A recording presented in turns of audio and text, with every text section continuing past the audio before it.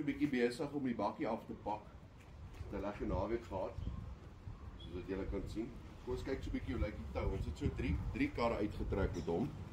Ek sal so 'n bietjie 'n overlay video storie doen. In die agtergrond daarso, maar kyk hierso. Hoe mooi lyk hy nog.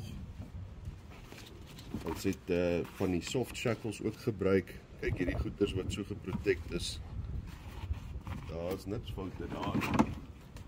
En die soft shackles self, jy kan sien hy was gebruik gewees, maar is net omdat hy so 'n bietjie vuil is. Maar die goed het so lekker gewerk. Ons het 'n klein Nissan Terranootjie gehad wat vir ou baas uitgesleep het. So jy het nie regtig baie gewig nodig om met so 'n tou te sleep nie. Hy kineties werk lekker. Maar kwai. Weer eens kyk uit vir hulle Wild Dog 4x4. Daar's hy.